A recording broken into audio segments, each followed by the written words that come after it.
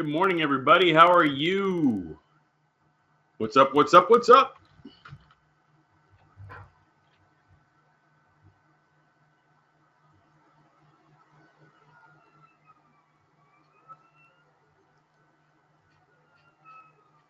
What's up, Uncle Earl? Uncle Earl?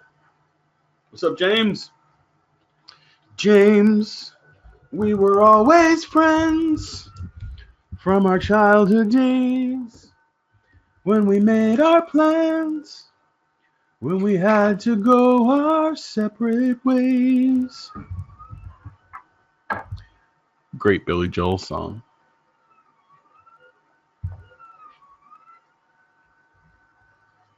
I was on the road. You pursued an education. Earl, I'm good. I'm good. Today is setup review day. Who couldn't be excited about that? It's amazeballs.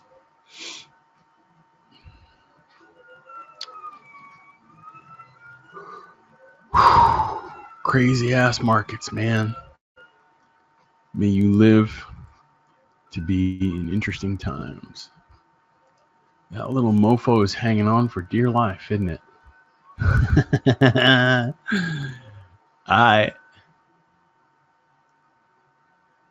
That's the battle, isn't it?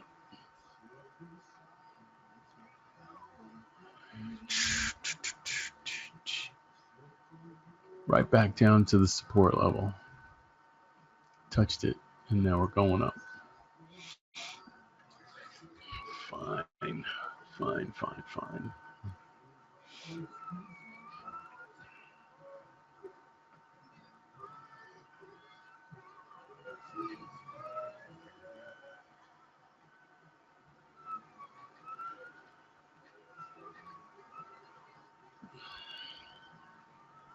So I want to go over the four charts that we've got here and the setups that I'm working with. And we're going to lay the foundation for the setups at the beginning of the conversation. And I'm going to show you how we incorporate them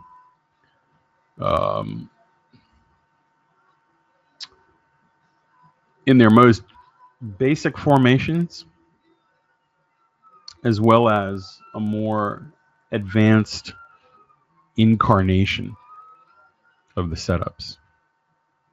And then we'll review those setups over time in terms of what they're accomplishing here in the sessions that you guys share with me each week. Sound good? Perfect. So the premise of the software, really take it back to the fundamental ground floor level of that, is in relation to these windows of time. Okay, so think of it like two pie charts. And in essence, what the software is telling us, we'll use two different alligator mouths here. The computer is essentially saying when it puts up a histogram line and or it presents a dot for us on the right side of the chart, it's saying that a large percentage of the time there's a window of longs and a window of shorts that exist across a span of time. Okay. So down here, if we put, kind of XX o'clock to XX o'clock, there's a window of longs and a window of shorts.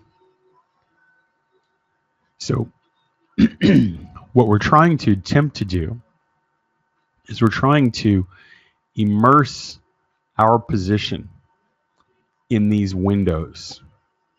We're trying, Earl, to kind of sneak in at the beginning of that window and then sneak back out before it closes. When the shorts are more probable than not, we're trying to sneak in that window, grab as many cookies from the jar as we can while the lid is open, and then sneak back out. I used an example last night in conversation with a prospect for the software. I've been watching a lot of fishing videos, and Earl, you living near the coast can appreciate this. So if you live near the shore, you kind of have this concept of high tide and low tide. And so when there's high tides, or when the low tide recedes and is at its maximum, meaning the water is as far out as it's going to go, it starts to come back in. When the tide starts to come back in, you have all of these fish that move up with it. Right? And that's kind of the best time, when the high tide and the low tide switch. That's when the fish are moving. And so when we get these histogram times, we're trying to maximize our shot at catching fish. We're maximizing our shot of being in the flow of the long. So if the market is going to be pushing up, we want to kind of get in here and get out here if we can. If the market is pushing down, we kind of want to get in around here and get out there.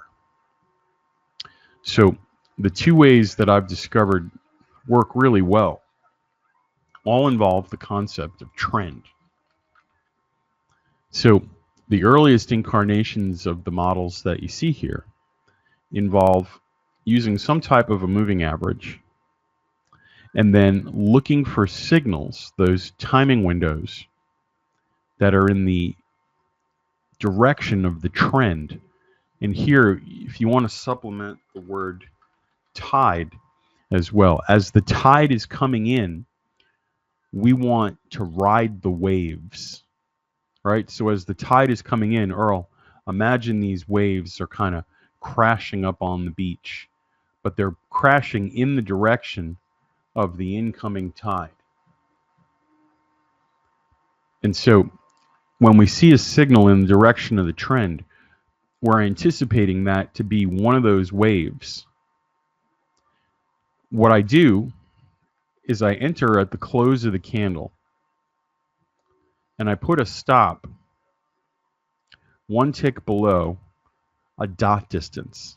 Okay, we'll refer to this as dot offset.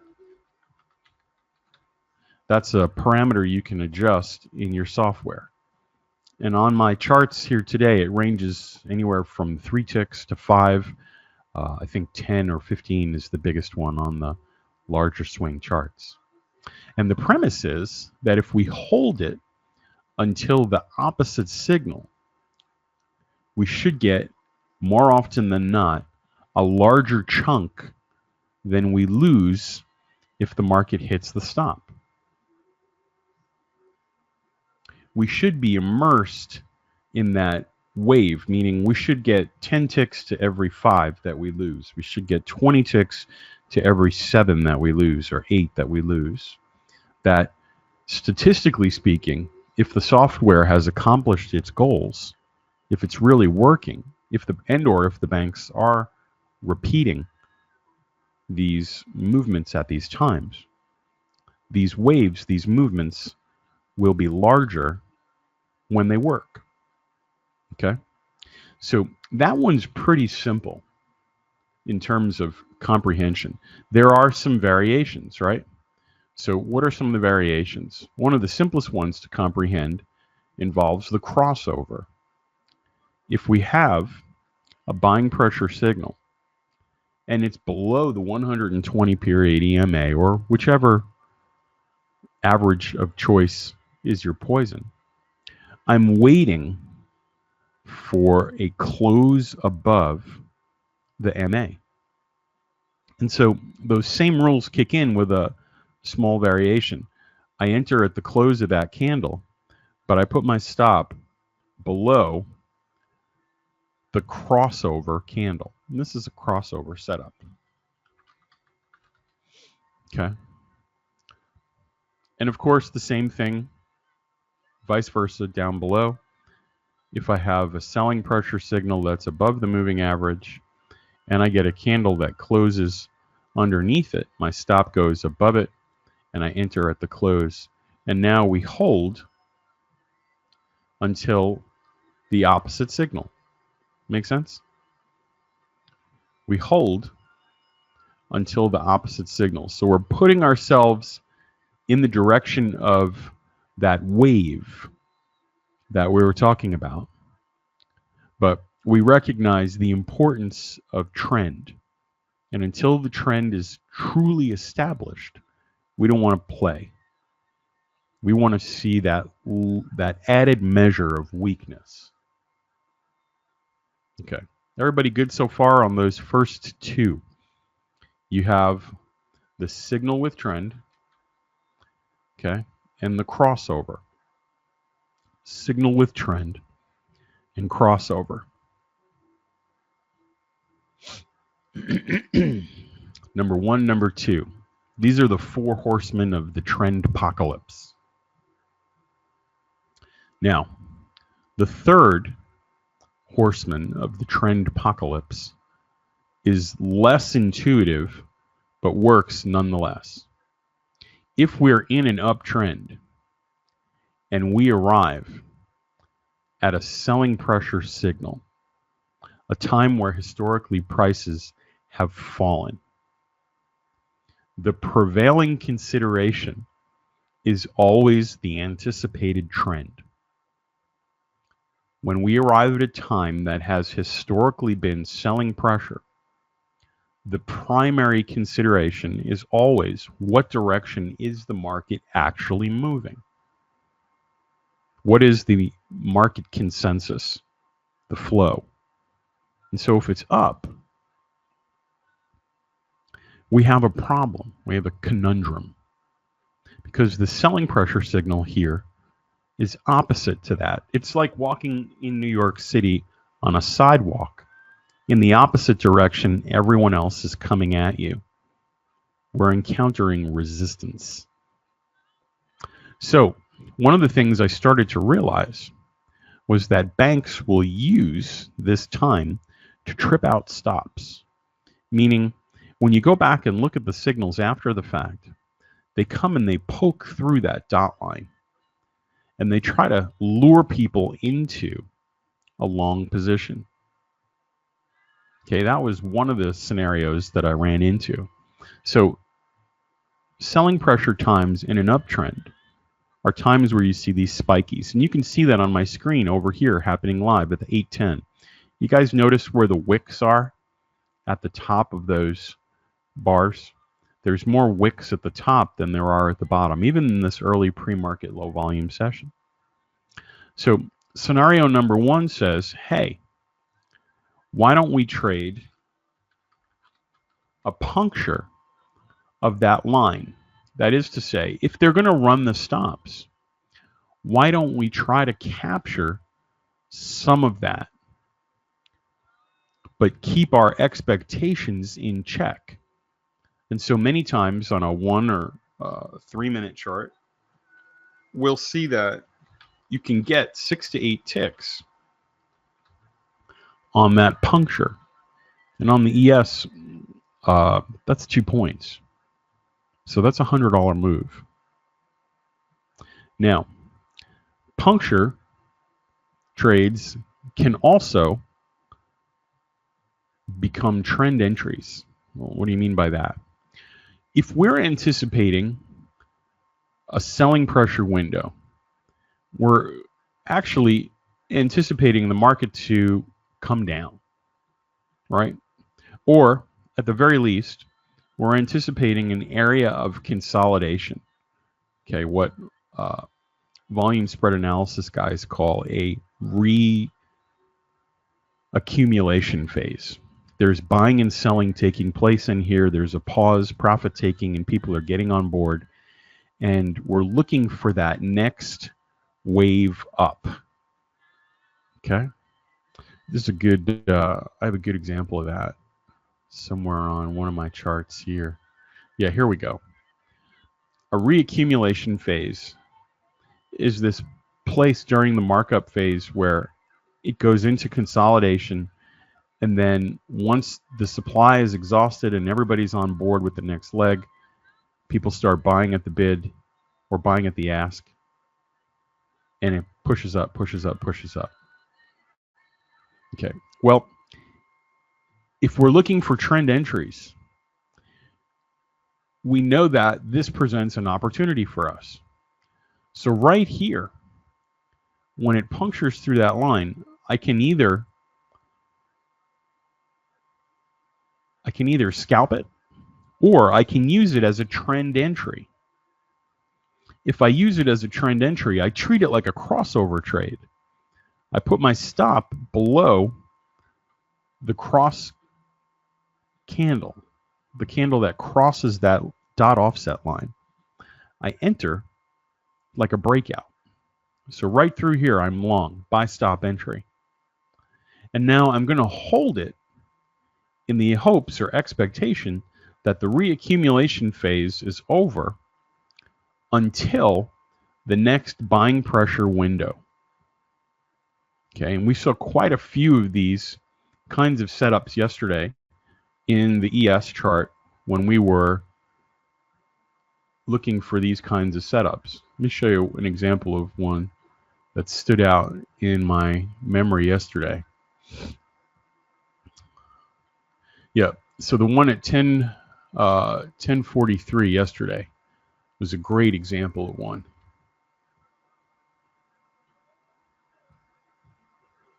So right here where I have this blue box, you'll see an example of that 1043 signal. It's a buying pressure signal and the trend is clearly down. But we want to know if it's safe to get into the trend. Are they going to defend this position? Are you going to give me a hard time when I get here? I got to know right now.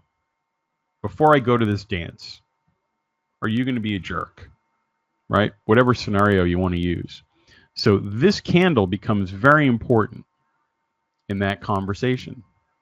In essence, if I see that it comes through that line, James, it's signaling weakness, right? This could be an area where they just try to take out some stops and reverse everything, but it also may be a drop. So I put my stop above the puncture candle. So here it pops that seal. Now the spaceship has a hole in it, right? The integrity of this move is in question. It's first blood. If I'm a shark, I see little droplets of red coming down from the surface. Something's up. Why aren't you guys pushing up? And so I hold that now until the next signal. So it's a more aggressive entry, but it's recognizing the absence of an established behavior pattern. Hey, Bert's not himself this morning. What's up? Or like Earl said this morning, good to see you in a good mood today.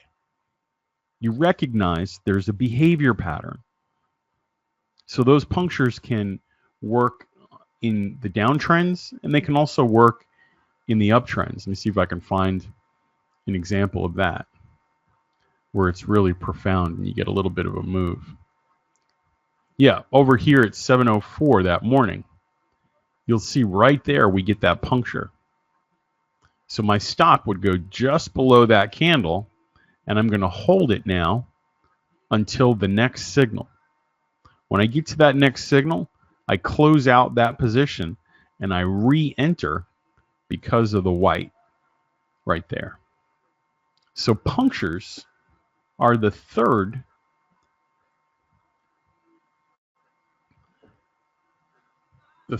trade that we use in the room.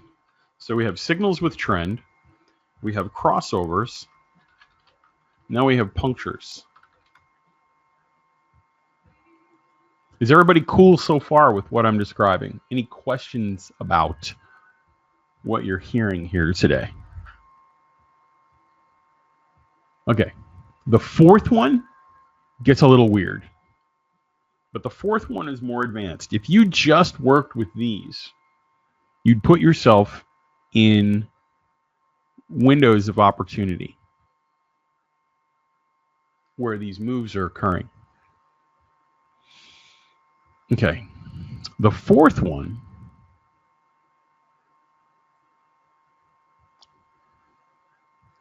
let me describe that to you. Okay, so let's say we have a buying pressure time right here, and we have a buying pressure candle.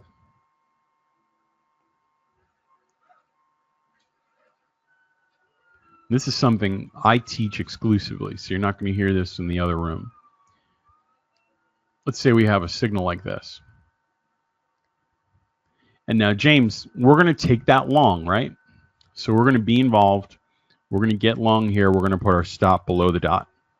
Well, what happens when price comes and does this?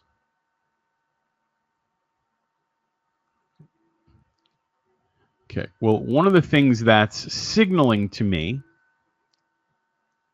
this is a failed trade. It's a stop out, right? Our stop protects our position. We minimize the risk and the loss. But what it signals to me is that the buyers aren't here.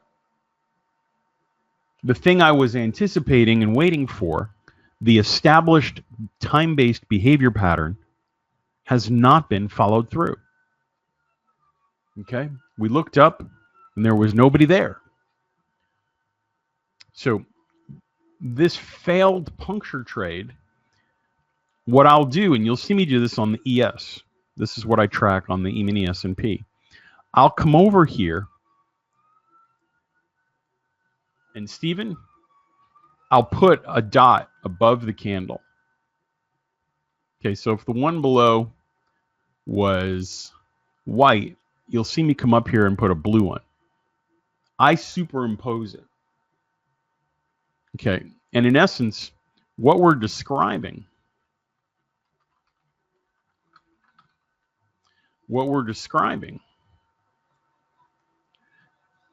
is a reverse in polarity. So we're going to rob a bank. We get to the bank. We're anticipating 4 guards. We get through the door. We look around. There's a 5th guard. Whoa, whoa, whoa, whoa, whoa. Change of plans. Something's different. We didn't anticipate this. All right, let's go. No. This could be a good opportunity. This is actually going to work in our favor, right? It's recognizing that conditions have changed. So when I see this, the white dot becomes a blue dot. Now, what does that allow me to do, Stephen, that I didn't have the opportunity to do before? Well, number one, if I'm going to go long, I'm forcing it now to do what? I'm forcing it to puncture the dot, the distance that it would normally be below, above. So if I have a 5-tick offset here, I now have a 5-tick offset above. And so maybe this first attempt was weak and they needed to come down, build up supply, and then go. So it gives me an opportunity to take a breakout. What it also gives me an opportunity to do, okay, so a failed puncture is a signal with trend that reverses polarity. Once I see that failure now, there's stuff that I can do. Okay, number 2, Steve, what if it does this? What if it closes underneath the moving average? Well, now it becomes, you had a signal with trend, comes a failed puncture, now becomes a crossover. I'm not standing here going, I can't believe I was stopped out. Kush. I see that the buyers didn't show up. I'm recognizing that the wind direction has shifted. And now the window that I thought was a long window is in fact a short window. All right? I still have a start and a stop time. So a failed puncture can turn into a crossover trade. This is the fourth horseman of the trend apocalypse. Okay? It's the hardest one to work with. We're going to go over and recognize those. Now, one of the things that we have, you'll have 4 charts in the workspace here. 4 charts in the workspace that we're dealing with. And I want to tell you what we're doing in each of them. So in the NQ 1-minute chart, let me save this as a template. I stopped using trend lines. I stopped using, rather, moving averages to establish trend. And you'll notice I have these big horizontal lines on here. And I want to tell you what those horizontal lines are before we go through these 4 different charts together. So I'm going to start a new chart. NQ. And please stop me if any of this sounds fishy.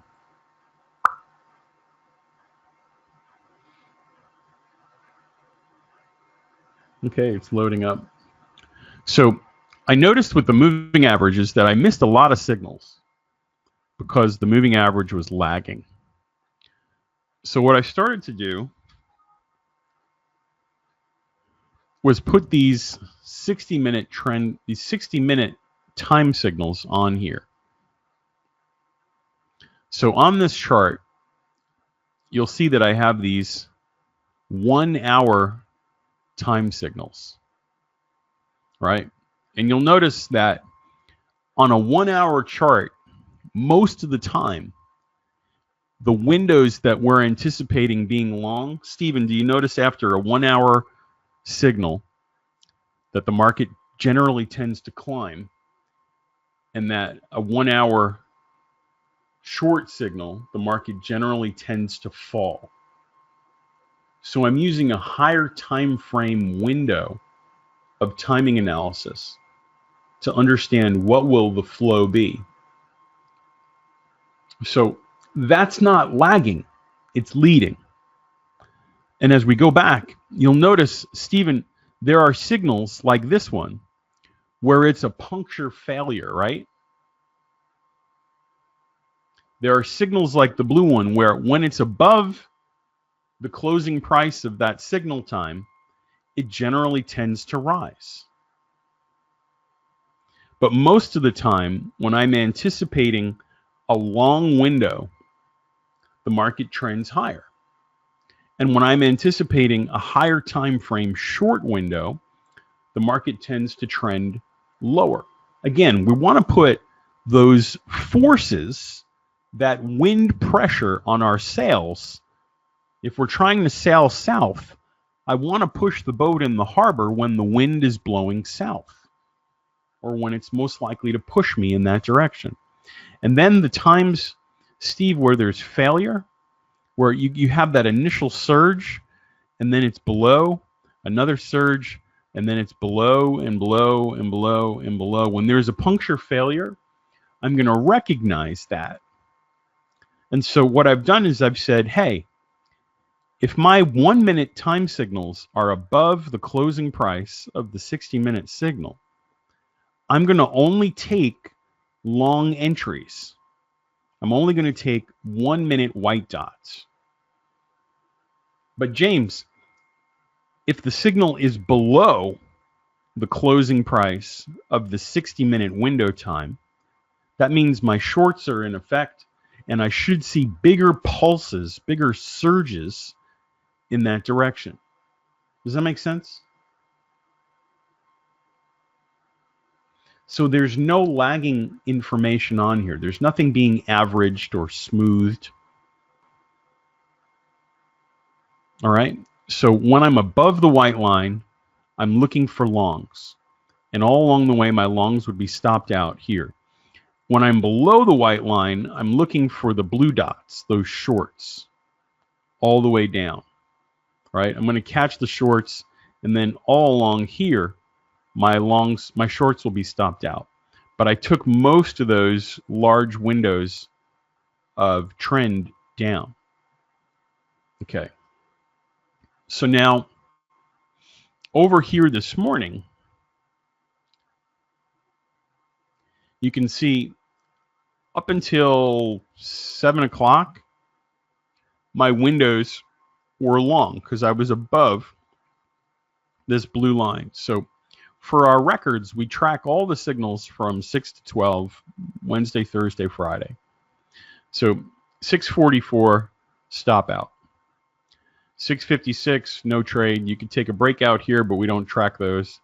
7:21 surges up, but it only finishes a little bit higher than it started. 7:56 is a surge up. 8:18 is a surge up. And now right here, we're below that white line. So James, the next signal afforded me is an 8:43 signal. Guys with me so far?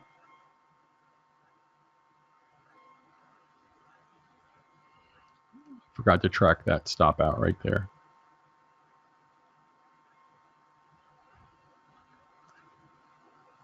Let me make sure I document that one too. -2, quarter 1, 1. -2, quarter 1, 1.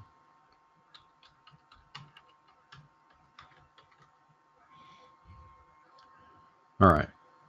Now, I only trade signals with trend on this chart. Okay, so Earl, the signal, Earl asked, how do you decide where to start the line? The signal on this chart is based on, oh, it's right here.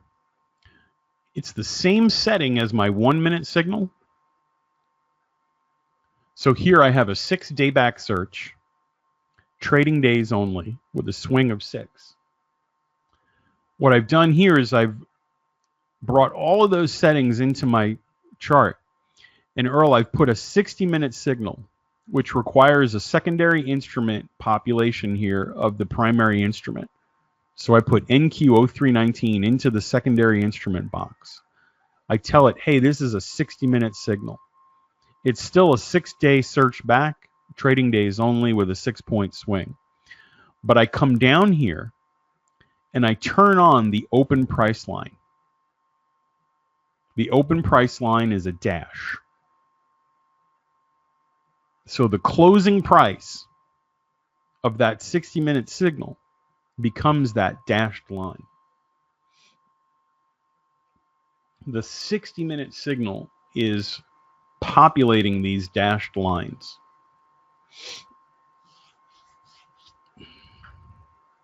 All right. When I do that, and I apply those signals from 6 a.m. to 12 p.m., from, I don't even know how long anymore. This is over 2,000 setups. When we do that, the equity curve looks like this. When all we do is, and this is minus theoretical commissions, when we dip our toe in the water and we pull it out when those windows close, above or below that line, above or below the moving average, Earl, this is what the moving average equity curve looks like. So there's merit to the concept. I'm not filtering with additional filtration methods either. I'm not using volume or order flow. This is purely time-based. So you can see yesterday, if we did that, what happened, that little leg. Yesterday, we had brand new equity highs that pushed us up over the last drawdown. Kind of shot straight up. Okay, but the curve effectively climbs higher and higher. I have the same results for CL, meaning I have the CL chart set up the same way. I've got the base time warp signal. It's looking back 7 days, 14 days, trading days only, with a swing value of 6. My dot offset is 5. I bring those same values over. I populate the secondary instrument parameter with CL0319. I tell the computer, hey, this is a 60-minute signal, 714 trading days only, a swing of 6. And now I turn on the open price line. It's a dash. It has a lifespan until the next 60-minute signal arrives. And the result is the same as the NQ.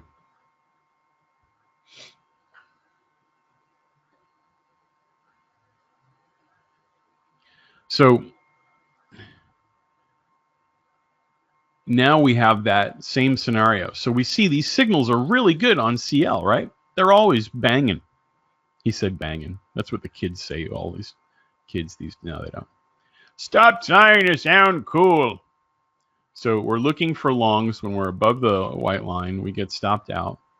We're looking for longs when we're above the white line. This would be an example of a crossover right here.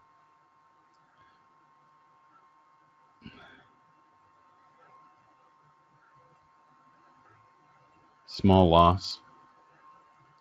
Stop out. Stop out. Winner. So I'll fill in those values. What do I have? 4 minus 9 minus 5.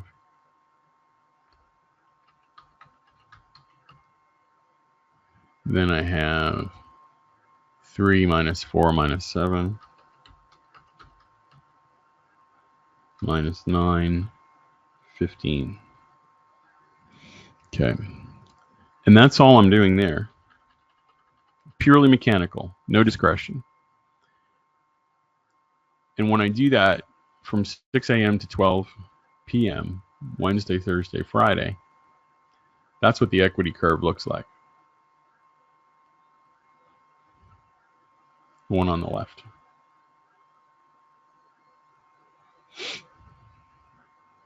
Okay. Now,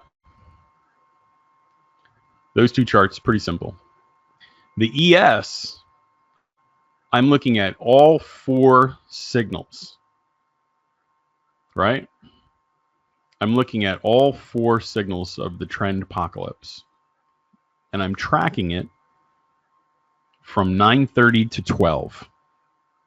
So the results that I'm going to show you are from 9:30 to 12, 2.5 hours, 3 days a week. Let's just run through some examples. Here is a signal with trend. 748 is below the moving average. In and out. 758 comes, there's no puncture. There is a crossover.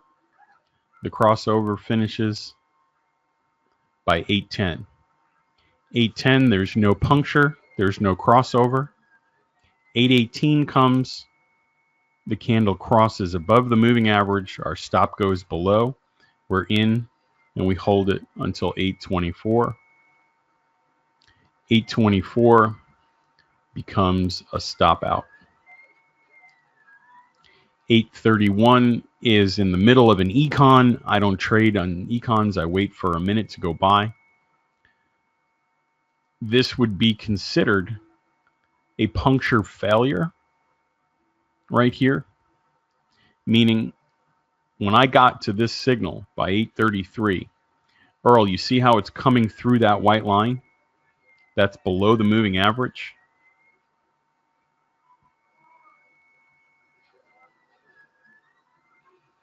I can be short here and hold it until it gets there. 836 is a stop out.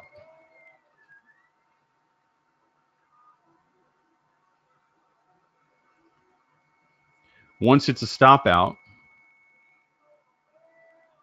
I come over here and now I give it, once it hits that blue line, boom, now there's a white dot here. This tells me I'm not whitewashing history, but I'm recognizing the reversal. So now that there's a white dot there, I can do two things. Number one, I can trade a breakout or a puncture of that white line. Or if one of these candles closed above the MA, I can now enter with the puncture failure as a crossover. I can put my stop below that crossover candle and potentially get in an explosive move up.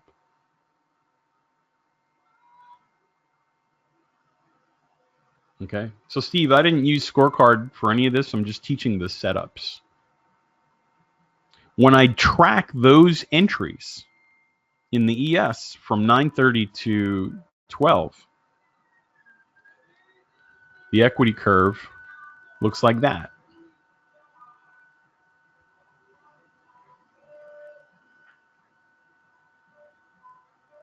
So these are net profitable methodologies. The equity curve is upwardly sloping to the right. All right. So those are the four setups: signal with trend, puncture, crossover, puncture failure. And when we apply those mechanically over time,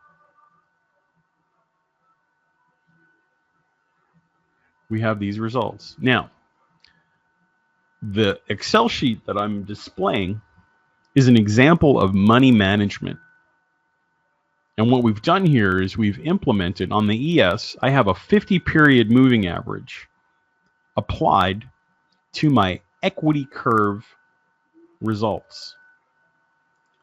When the model is above the 50-period SMA, you'll see that the cells turn green and tell me it's safe to use live account money. When the equity curve falls below the 50-period moving average, the model turns red and tells me, Stephen, the conditions that are favorable for my model don't exist right now. That is to say, if it's a trend signal, the market is consolidating, your signals are getting chopped out, stay on the sidelines, but track the trades. And what you see on the right-hand side is what happens as a result of that. There are portions, there are periods where the model, the equity curve is flat. Ken, do you notice that? So over here, where other traders were experiencing drawdowns in their account, in your live account, you have periods of inactivity where you're tracking the setup, you're tracking the results. We need that information in the primary. But in actuality, your account didn't take a hit. You're surviving. Does that make sense, everybody? We're losing commissions, or rather, we're sitting on our hands and losing patience with ourselves, if anything. So the reason I have these moving averages on here, it's a method developed by a trader named Ryan Jones in his book, The Trading Game. And I find it's very effective in helping me understand when to pull the parachute trigger. When to pull the parachute. Okay?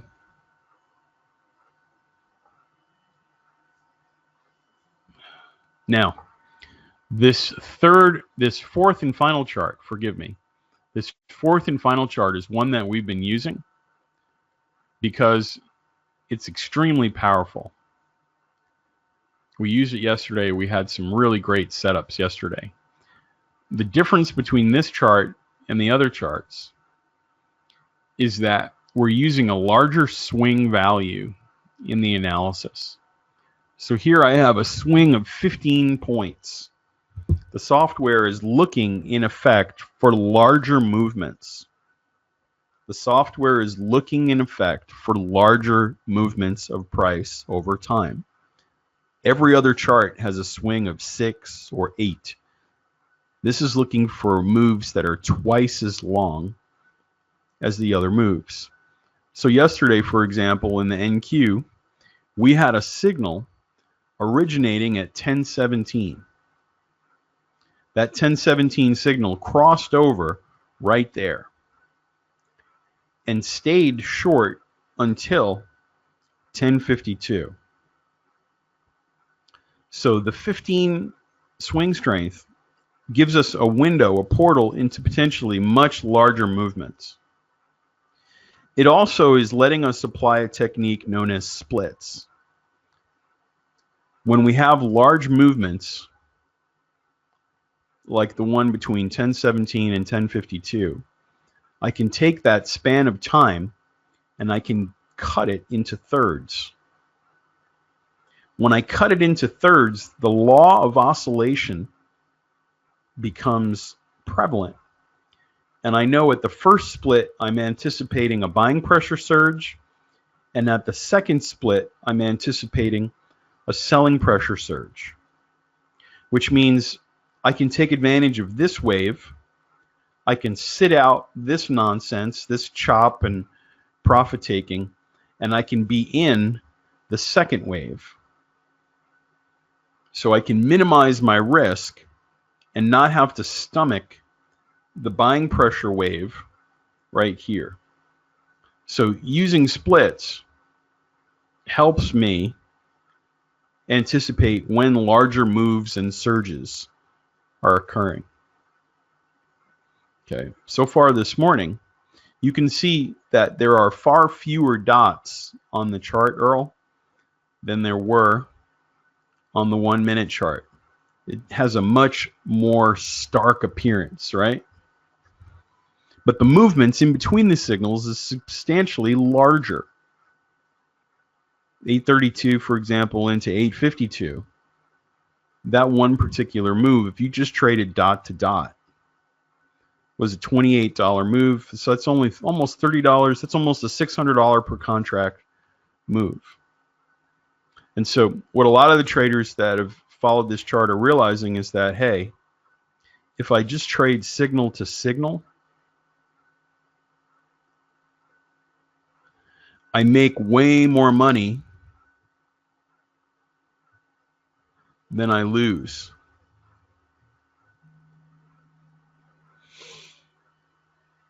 So trading with that size of a stop, let me just check what the offset is for the third model.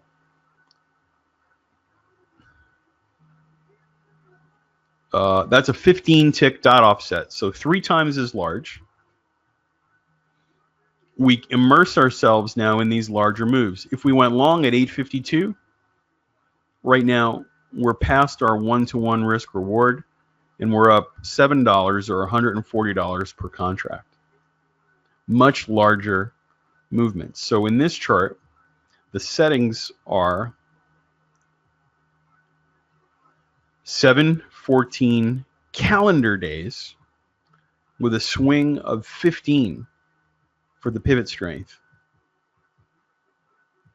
Remember, the larger the value, the bigger the moves in time that the software is analyzing.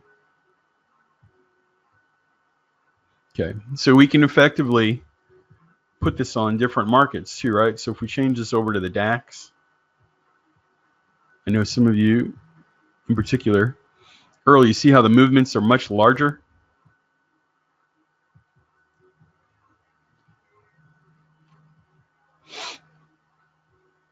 We'll go back and look at some of the overnight stuff. Those are the signals now on the DAX overnight from the open to where we're at.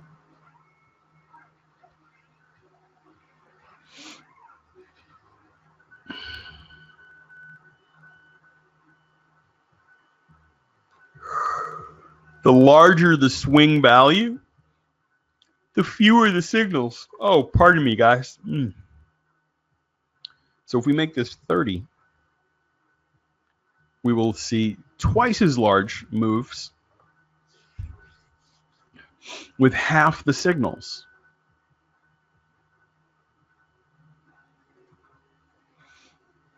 Is that getting through, everybody? So follow the setups with me, and then we'll get into here and actually start looking at them and tracking them. Signal with trend, failed puncture, crossover, exit, puncture, exit, stop out, failed puncture, small stop, failed puncture, small stop, entry, exit, failed puncture, small stop, crossover, stop out, signal with trend, exit, crossover, exit, puncture, stop out, puncture, stop out, crossover, stop out, and this bastard right here, 23.1, 23. It closes one tick above the moving average, Earl. Otherwise, that would be a signal with trend right here, which it was not. However, we did have a puncture right here, and you're currently net profitable on that. So bigger moves, we capture the big chunks and we tolerate the small stops. So the larger you make your swing, the larger the movements are in between. Change this back to the NQ.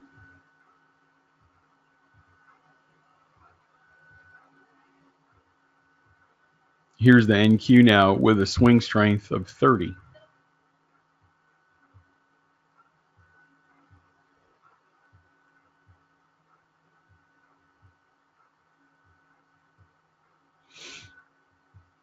So the software is really good at finding those recurring behavioral windows. All right, wind is going to blow from north to south. How long? 96 minutes. Okay. Wind's going to blow from south to north. How long? 114 minutes. My best guess.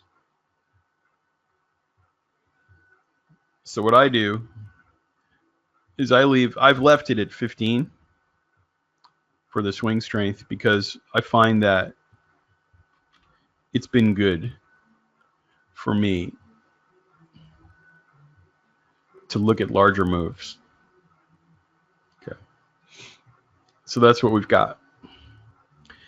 In regards to the puncture technique, at 8:32 to 8:52, there's a 20-minute window.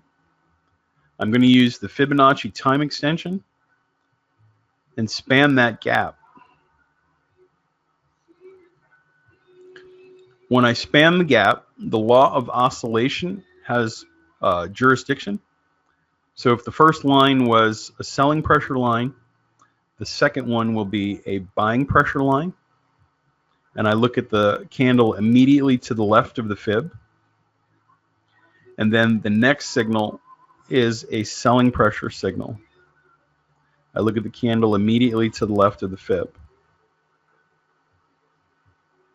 Now between 8:52 and 8:17, to demonstrate the split technique, I draw a fib between 8:52 and 9:17, and you'll see the law of oscillation kicks in. This signal now becomes a selling pressure signal because the first line was a buying pressure signal, and then this signal becomes a buying pressure signal. So the law of oscillation presumes orange, white, red, white, red, white, orange, white, red, white. And I can parse out, using this fundamental nature of time, when the secondary movements are going to occur. So I'll put this here. There's a white line. We'll make that a little thicker. To go on our own. The next one of those would be over, looks like right on that line, which is good. And then over here, and early, you start to see this approximates what we're doing with force. Notice how the lines on the chart tend to come in around the same time. They're periodic. The gaps are pretty close to the same. So it's not force, but it's approaching it. And then the challenge is just simply on the splits, keeping track of what your dot offset is, and then putting your signal that far away. So in the case of this signal, we're going to have a red arrow up here. In case of this signal, we'll have our red arrow right where it is. In case of that signal, we'll put our white dot right there.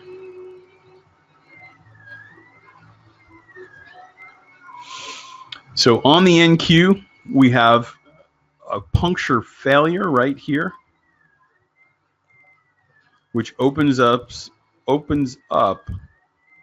the possibility of a crossover long above the MA or a puncture below 15 ticks below the low.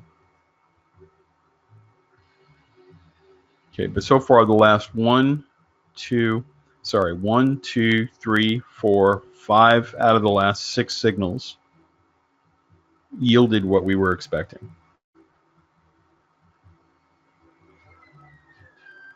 And that's it, guys. How was that in terms of an explanation? While we were sitting here on the NQ, just to bring us up to speed, we had an entry at 843 below the white line, took some heat, closed lower. $6 window long. Then we had a stop out at 853, $2.50 stopped out. The 9 o'clock signal kicked in. It's moving back up towards the white line. If it crosses over, we'll take it long. So I have to log a $6 winner and a $2.50 loser.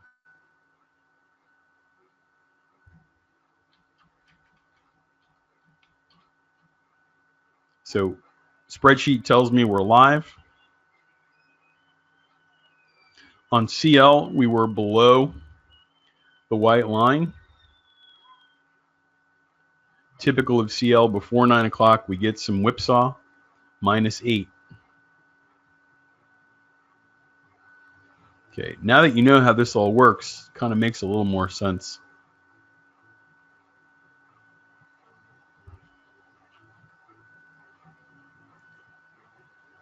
We're coming up on 9:06. That'll be a buying pressure signal right here. And if it closes above that white line, we'll be looking for a long entry.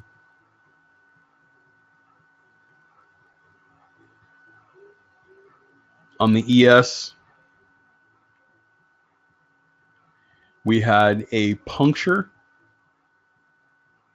below the white line at 848, and you were out by 901, it looks like. And then 901 was a stop out. When it stopped out, it became a puncture failure. Once it's a puncture failure now, it inherits a white dot, meaning if it crossed over the moving average, we could take it. We're coming into 906 right now.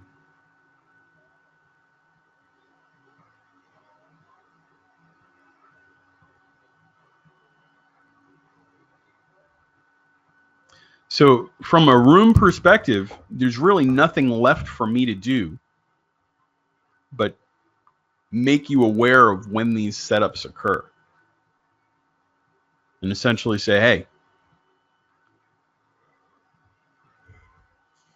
watch out for this, watch out for that. And that's what I'll try to do today. I'll try to make you aware of things as they come up.